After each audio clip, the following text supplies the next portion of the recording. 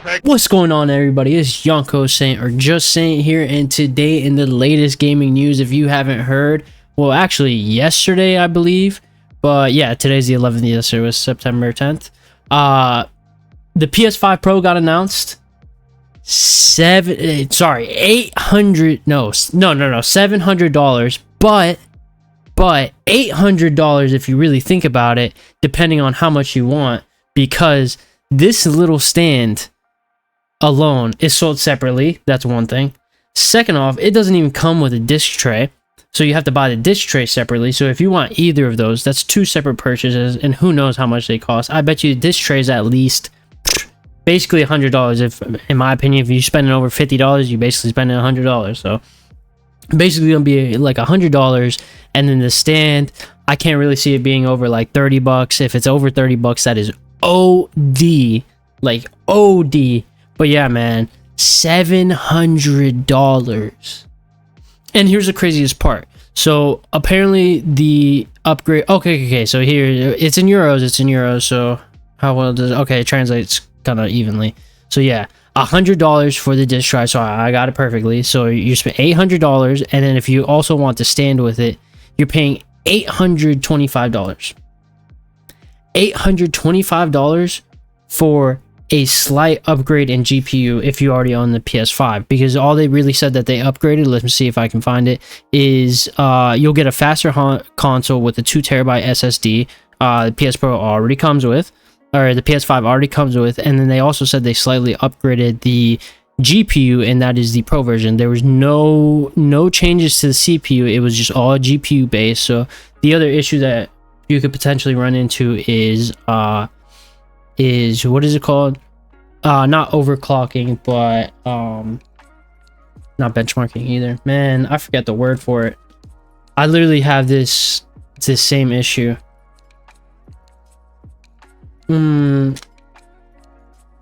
Bottlenecking. That's what it's called.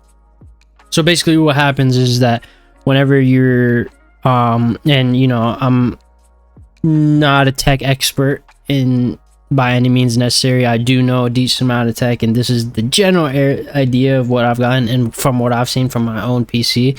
But when your GPU is significantly stronger from your CPU, your GPU constantly tries to make up for your CPU or whatever it lacks in, and it's also sometimes based on the game. So some games just run heavier on the CPU while lightly on the GPU.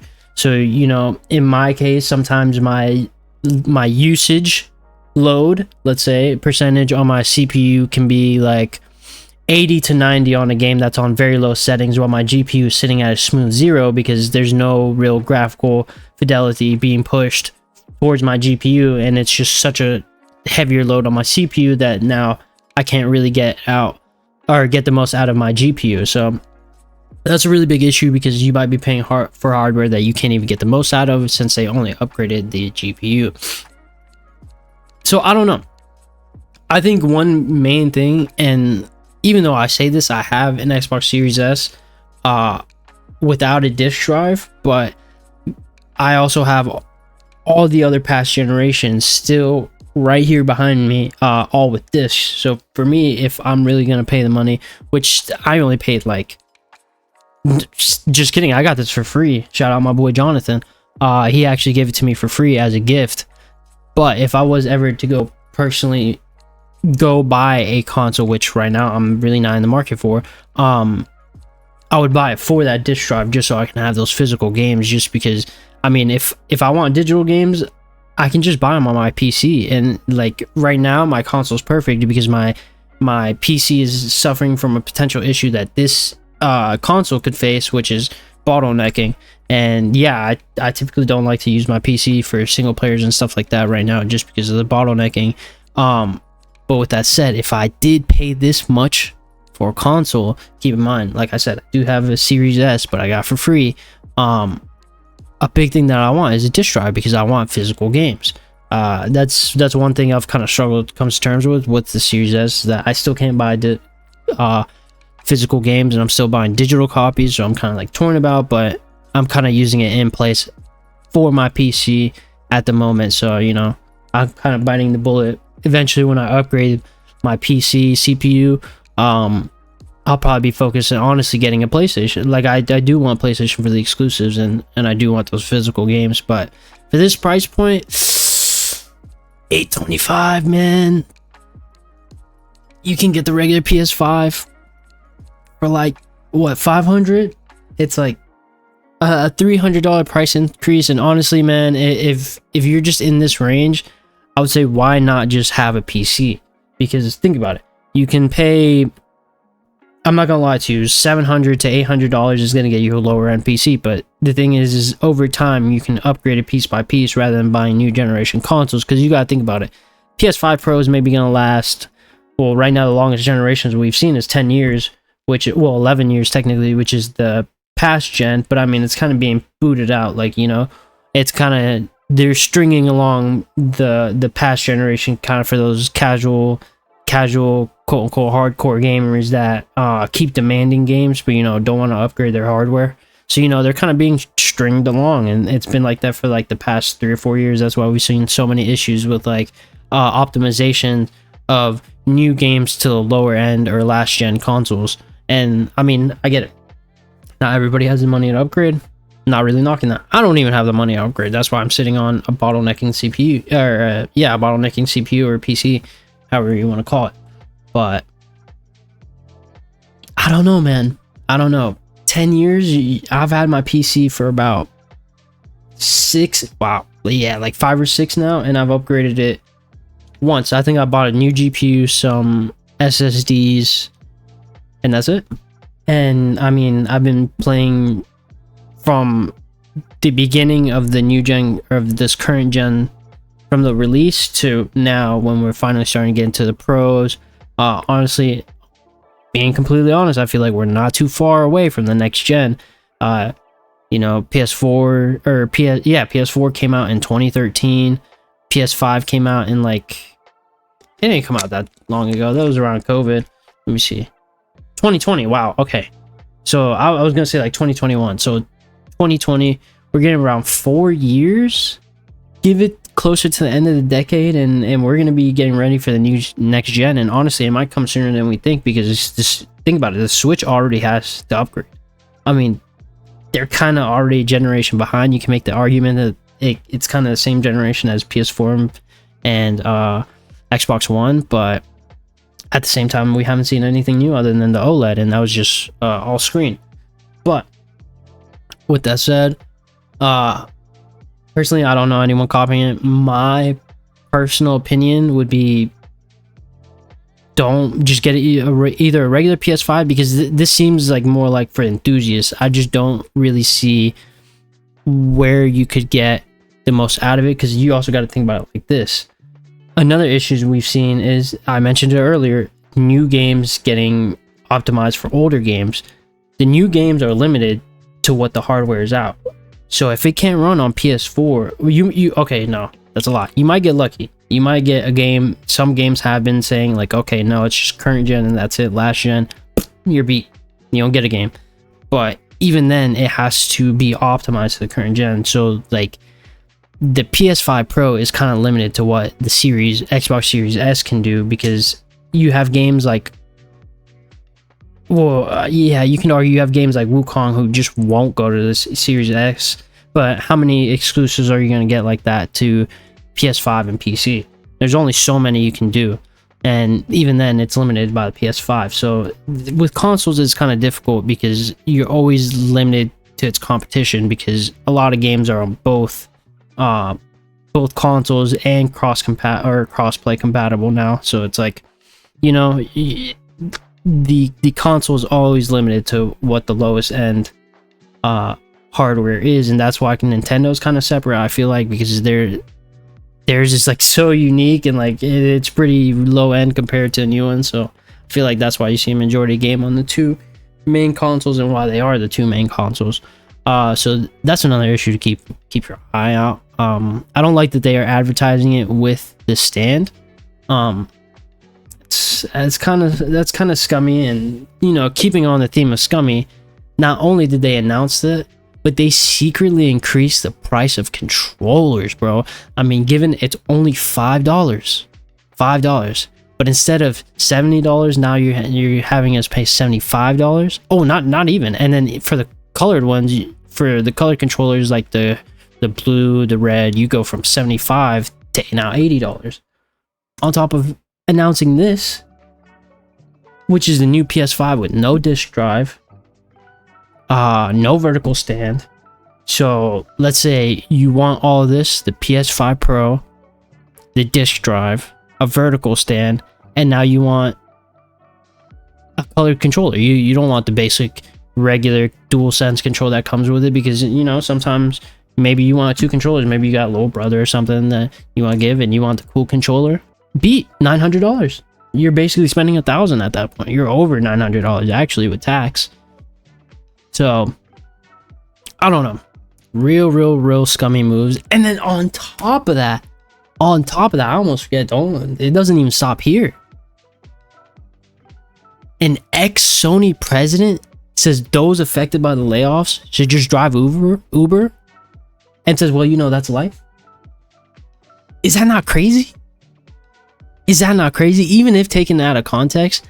But he says, if you read a lot of this, that the layoffs aren't as a result of greed, and more so a result of, you know, the corporate maximizing its usability or whatnot. I don't even know how to word it, because regardless of how do you try to put it, like it sounds like greed, especially with after these two moves of the PS5 Pro being damn near $1,000, and then the increase of controllers. And I haven't even heard that much about it. I heard one, not even heard, I saw one small tweet, one little tweet while I was looking up gaming news, and I almost combed over it. This almost wasn't a part of the stream if I didn't go back on and recheck, like, for an article that I thought I saw, which ended up being slightly different. When we'll get to that different later. But one measly tweet, and I don't even think I could go back and find the tweet right now for the YouTube version. If you're watching on YouTube, if I find it, I'll put it on the screen, but most likely I didn't. And yeah, so I don't know, it's kind of hard. It kind of doesn't make sense, because like they're kind of blaming the consumer in this also. Like it really seems like the president is going towards, like, you know, oh, we're not really getting the money from the consumers even though we're giving them what they want, which is, I mean, it's hard to say that isn't happening after what just happened with Concord. But at the same time, if you look at Concord, the push wasn't there. The push was not there by Sony at all.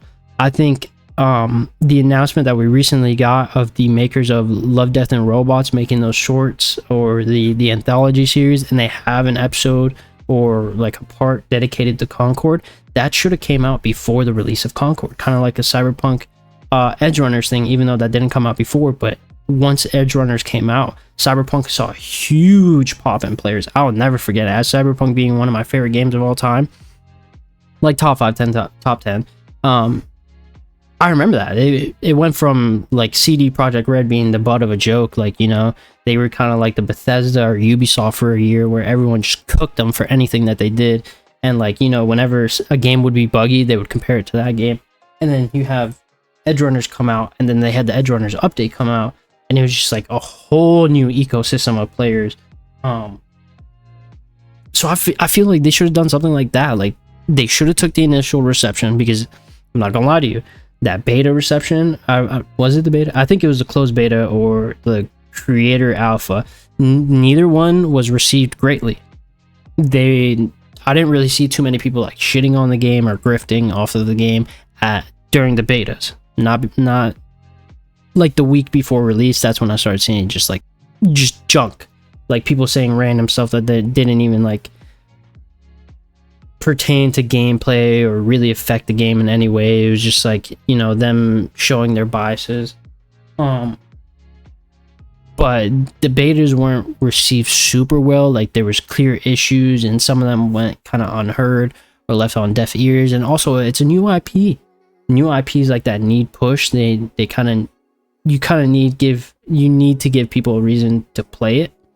And you know, get interested in it and really like, you know, kind of create a backstory and everything. I think Warhammer did a great job, even though that's a series that it's expanded way further and isn't new IP at all, but it was seen as like a nerdy thing before, like very Dungeons and Dragon type. Like it's like I'm into very nerdy stuff, and I've never been into Warhammer, and like it seems very enthusiast like driven. Like you really have to be into Warhammer to like know about it. But then you have something like Space Marines 2 where it's hitting like 1 million player, again we'll touch on that in a second, but it's hitting like 1 million players, breaking records, like bringing all these new players. And I feel like it's because the advertisement that went into the game and how they showed it before release, you know, showing us bits and pieces, cinematics, stories. I mean, that also got announced for the anthology series, but I think in Space Marines case they did it better because the anthology is also like a plus now, rather than something that needs to carry the game for popularity reasons. The Space Marine game, like all the trailers, they showed off everything. Obviously the game had a lot more to offer, and I'm not gonna lie to you, Concord did have other issues. Like personally, the release time was just horrendous in my opinion. You had a couple other team shooters release around the same time that were free to play, had some better stuff, you know.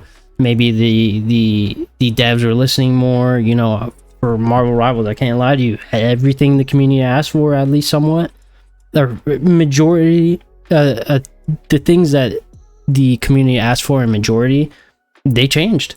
They balanced really well. They added new characters. We wanted new maps. They gave us a new map. You know, we wanted another beta, and I'm pretty sure they announced an open beta. Or they announced some type of play test. And then they also gave us new characters right after the beta, showing Captain America and there was another one outside. Oh, and Bucky, Captain America and Bucky. So it's like, you know, they were really on top of it. To be fair, they do have the really strong IP of Marvel, but again, free to play. There was also another one that was not Outriders, but it was like Outlaws, or not Outlaws. There was another one that's kind of newer that I've seen people been playing recently, and there was another hero shooter around that same time as Marvel Rivals. I'm trying to think. I mean, you had Spectre Divide, that was kind of more like tactical shooter. I wouldn't really call that a team hero shooter. Like it's tough. And you know, I'm not really trying to take a super big dig at this guy, but more so just pointing out you know, we kind of have to call out when we see stuff like this. Like this is pretty greedy in my opinion. I personally don't like this. This is like, you know, a lot of pressure is being put on the consumer to consume, and it's kind of been this shift in gaming to where it's like, okay, if you guys aren't giving us your money, then you can't really expect good things. Like, you know, even though what we, and I say like we as in like the corporate, whatever they put out, if we don't like it, then oh, we'll just get trashed for the rest of the time. Like, you know, like no, that's not really how it works. Like, you know, sure, some games are going to be good, some games are going to be bad. And while I think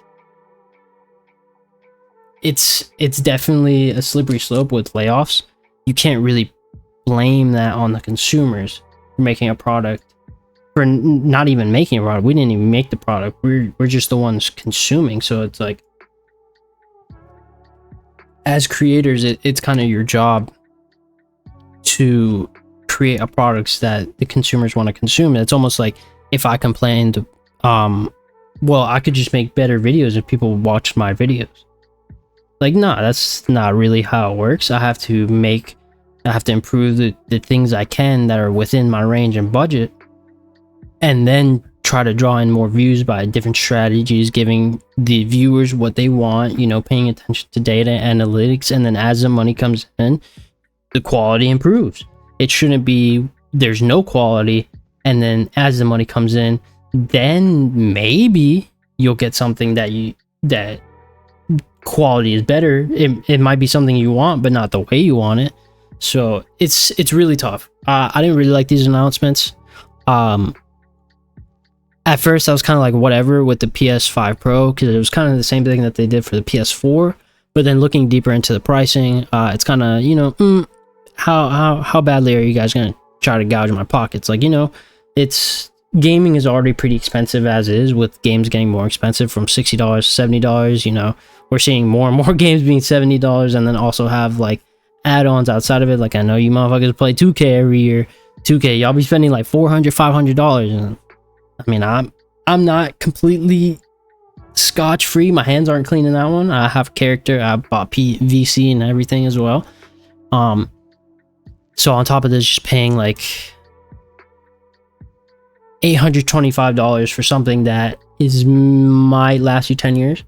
Like, the hardware will be there, but who's to say the games that come out in 10 years you'll still be able to play on this PS5 Pro?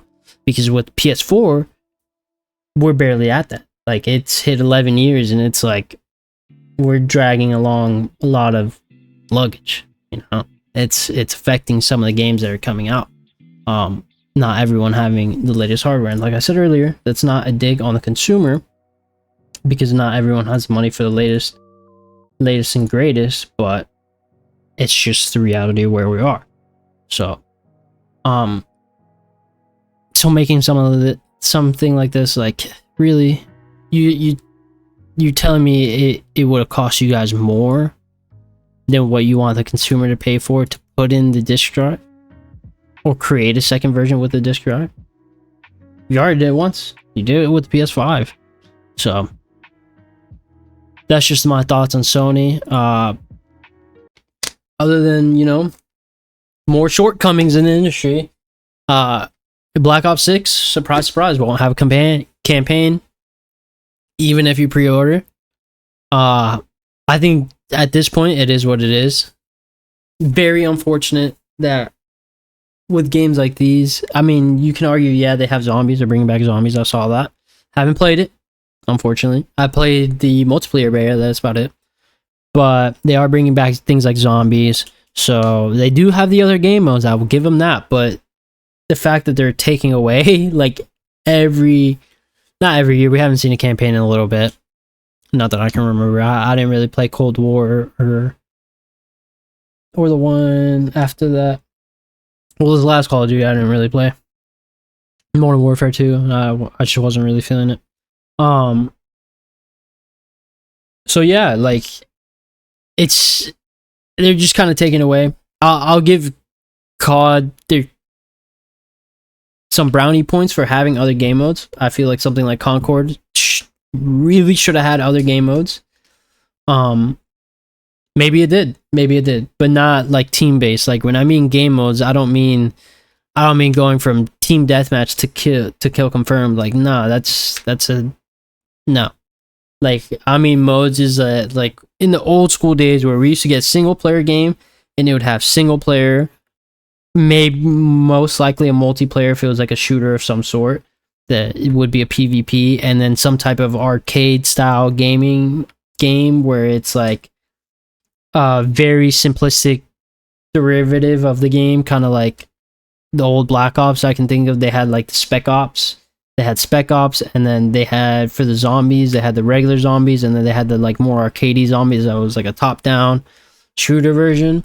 So stuff like that. Like, what happened to these games? And we're about to get into a game that did it right, and I think we're seeing the rewards of it. I just don't get what happened to games to being only one type of game. Like, I get it. Very hard to develop. I've sat here and tried to learn how to develop games. It's very, very difficult, but, you know, I would be okay with games taking longer if we get more out of it. I don't like that games are taking longer and longer and get extended and still come out like half of a game, you know? But anyways, I think that's an issue that's gotten a lot better in the past 2 years, so I don't want to harp on that too much. It's kind of going out of phase of broken games coming out. It still happens every now and then, obviously. But I think we're seeing it more with lower end games. Optimization here and there. Not gonna lie, Star Wars Outlaws it's not completely broken, but it has its issues. But moving on, Space Marine hits 2 million players, bro. This goes back to what I was talking about earlier. This is a very niche fandom for someone who loves like you guys will see my favorite lores and fiction pieces are always the ones with the most expansive worlds. I used to love Lord of the Rings, kind of fallen out of that because they just haven't kept up with it. One Piece, probably top 5 most expansive, but one of the best worlds of anime. Star Wars, I mean, it's a whole galaxy, so that's pretty expansive. But this was one I could never get into. It's really cool. It's really cool. The little lore I do know, it's dark. It's metal. It's definitely metal. But 2 million players is huge. No day one patch needed. I haven't heard anything bad about performance. I haven't really seen too much about performance. No one said that it's amazing. No one said that it's bad. The horde modes, yeah, they're hordes for real. The very little that I have seen about bad things really did seem like grit and hate. Sure, there's some valid complaints. I'll give you that, but the hate that I've seen, not the complaints, not the valid complaints, and issues that some people had, but the hate that I saw was just mostly just people, whether they're just doing it for impressions or just mad at the world that day. It just seems like something like that. This is a game that launched with multiple modes. You have your single, from what I understand, I haven't been able to play. I bought like 3 or 4 $70 games in the past like month. Your boy's struggling. Pockets are getting ran up. But 3 modes. It has a single player, a co-op PvE, and then a PvP from what I understand. That's huge. That's how it should be. Games like that, games like this is how it should be. Those multiple modes, start giving your character stuff. I don't know how big it is on microtransactions. I haven't heard anything crazy, and I feel like this is one of those games that people would use anything and everything to complain about. So it's very impressive that it has 2 million players, that it hit too many players on top of Black Myth Wukong still averaging 1 million players 3 weeks after launch. And I say that because we see time and time again games getting killed by bad releases, and I was worried about I was worried about Warhammer because of Wukong. I saw everybody, and I mean everybody and their mom streaming this game, playing it, trying to beat the bosses. I saw people were struggling more than others. Like any Souls type games, it's very hard to run through and kind of like speed run. So I really thought this game was going to struggle, although it is a different type of game. Wukong is more Souls-like. This is more like a horde shooter, Doom, Gears of War-esque heavy guys. But it's just good to see that both are really doing good. This is what you want in gaming. We want good games, especially at these price points of $60, and I believe Wukong was also $60. I can't remember. And the crazy part about it is I don't know much about who developed Space Marines, but Wukong, that was their first ever game like that. Like the other game they had was called War Red Tides, and it's like a top down, like it's not Black Myth Wukong, I'll tell you that much. Like, look at this, bro. It's like a top down. I don't even know what you would call this, because it has like, but this is the team that created Black Myth, and they really hit, and I'm all for it. I'm all for big, like, I don't know how big the team is or if it's technically like a big corp or whatever, but this is what we should want from gaming.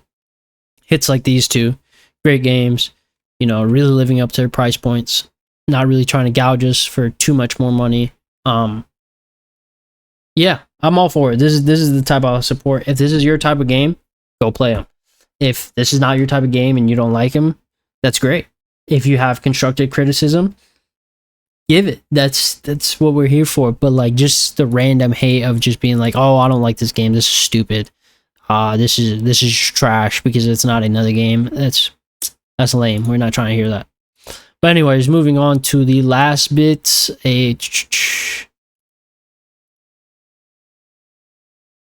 Okay. Yeah. So the former CEO of ID Software said he believes Space Marines 2 is the fastest selling game they've ever worked on. That includes like Quake, Doom, Wolfenstein, and Rage. Maybe not a lot. I don't really know the age group that I hit on YouTube, but this is huge. These games are huge, especially Quake and Doom. That is super surprising. Wolfenstein, that came out like when I was like teenager, so I don't really remember, and not my type of game.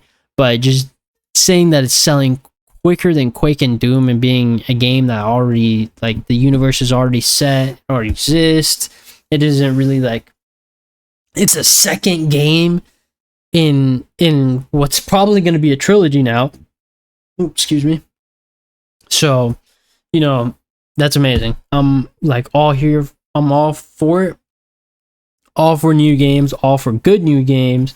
And, you know, one thing you guys are going to learn about me is like, if a game is good and it's pushing the limits of gaming and kind of doing things right, I'm always going to support it, even if I don't play it, man. I mean, it's definitely going to be on the backlog. The idea is to eventually play all these games. But the backlog is so deep right now, bro. I don't even know where to start. So